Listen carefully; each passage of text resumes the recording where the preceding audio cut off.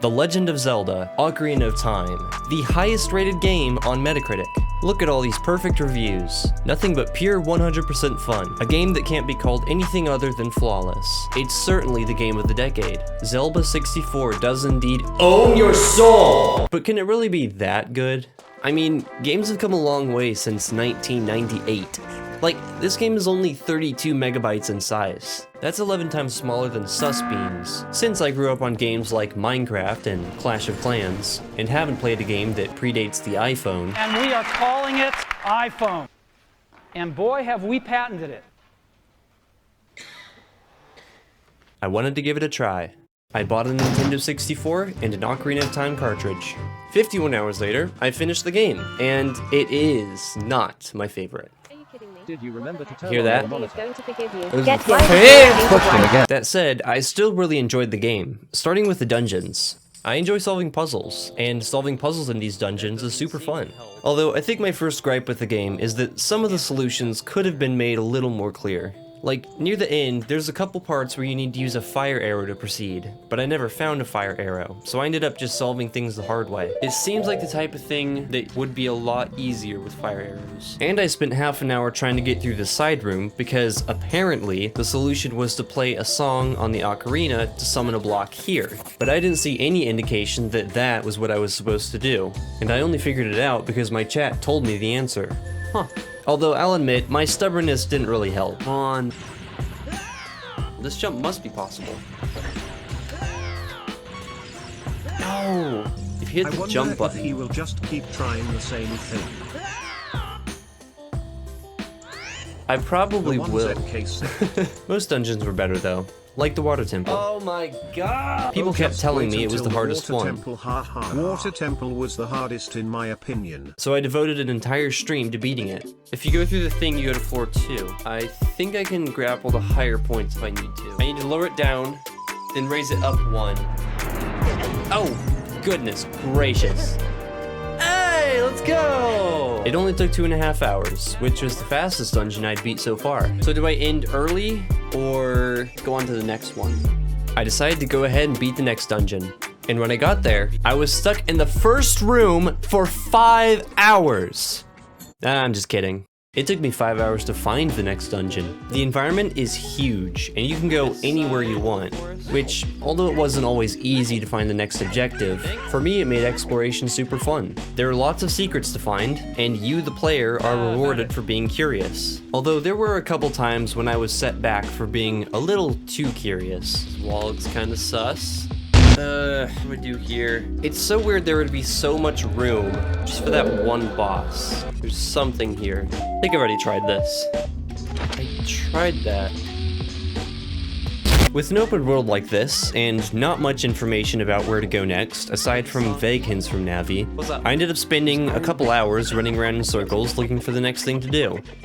But I'm not mad about it. Even though I spent a large chunk of the playthrough accomplishing nothing, the environment I was lost in made it worthwhile. Are these fish actually reacting? Oddly enough, I think this is the most immersive game I've ever played, even though the resolution of the environment kinda looks like the placeholder mesh modern games use when they're trying to load their actual environment. Nintendo did an amazing job on this. Every area has a unique look and feel, and they each convey certain moods very effectively. One of my favorite examples is Hyrule Castle. At the beginning of the game, the courtyard is a lively and cheerful market. Then, when Ganondorf turns the world evil, it becomes dark, and eerie, and threatening. Oh, and before I get ahead of myself, I'd like to appreciate the fact that every character in this world feels unique. Everyone has a consistent personality and story, and they're far and away the most enjoyable side characters of any game I've played. I think this care I had for the characters really made the story more interesting. Honestly, I didn't really care about the story at first. Do you remember the nightmare Link was having at the very start of the game? The nightmare. I guess I forgot. But as I got to know the characters and figured out what the heck was going on, I enjoyed watching things unfold, even though it was kinda predictable. Wait a minute, hold on. If the goal is to protect the Triforce, then why am I unlocking it?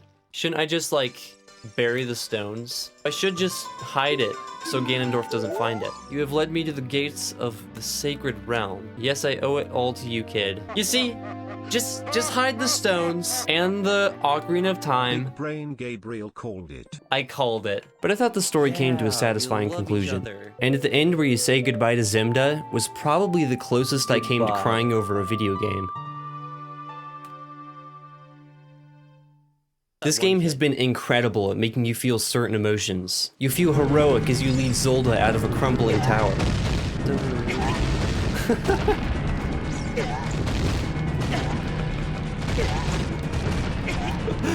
He screams every time. You feel pure panic when this thing stuns you and starts choking you from behind. Oh gosh. I even felt nostalgic when I went back to the past as young Link and heard the chipper, carefree music after being used to the more serious tone as older Link. This is also a testament to how amazing the music is.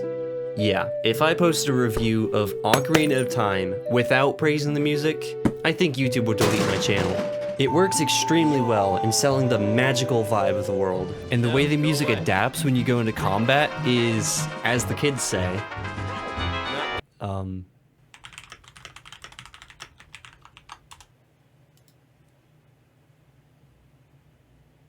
fire AF. It makes those random encounters while exploring feel more epic. As for the combat itself, it's dank. Bruh. It's satisfying to learn the weaknesses of the many enemies you encounter. Just button mashing. This is the pinnacle of skill. And boss fights? They're some of the most fun enemies I've fought in any game. Their mechanics are super creative, and though they weren't necessarily hard to defeat, that's it? First try! That was also the gnarliest voice crack I've ever had. I still had a blast learning their moves, countering their attacks, capitalizing on their insecurities and exploiting their weaknesses. Really? What? The most fun bosses you've ever fought. Yeah? Then why isn't it your favorite game? Because there's one frustrating aspect I haven't mentioned yet. The controls. They suck. I mean, it is intuitive to have the camera face where you're moving and to automatically jump when you reach a ledge, but compared to modern controls, it often felt like nails on a chalkboard. There were countless times when I walked off a ledge instead of jumping, because I wasn't pushing the joystick all the way forward. Even the act of looking around or straightening the camera felt cumbersome. You can definitely get used to it, but it felt nice to go back to a modern controller. By the way, while editing this video, I did set up an emulator so that I could play with the gamepad, which seemed to fix the jumping thing, but camera movement still feels cumbersome, so it doesn't really change my conclusion. So please don't dislike the video for that. Instead, dislike the video because my voice is annoying. And when it came to picking a favorite game, it was still extremely close between Zelda and Portal 2, another puzzle game. But because of my experience with the controls, I had to give the #1 spot to Portal 2. Although, in almost every other aspect, I liked Zepta more. Despite its flaws, I loved this game, and I cannot recommend it enough for those who haven't played it. It definitely stands the test of time, and I had an absolute blast playing with my viewers on Twitch. He's with C, sell me something. Do you want to buy this ratio? Hey, a membership card! It's like the Sam's Club of Thieves. There's those people who are still dancing. I can grab it. Couples survived. Think they even noticed? Probably not. When the monsters started coming, they used one of those little carts they used to move heavy boxes. They just kind of scooped them up and rolled them over to this village. If I lose this one, I am literally taking a shot of apple cider vinegar.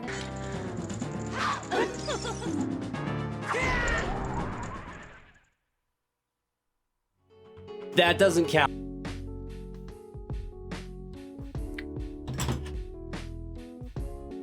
It just burns your throat. Forward, I guess? Oh boy, I should probably write a map.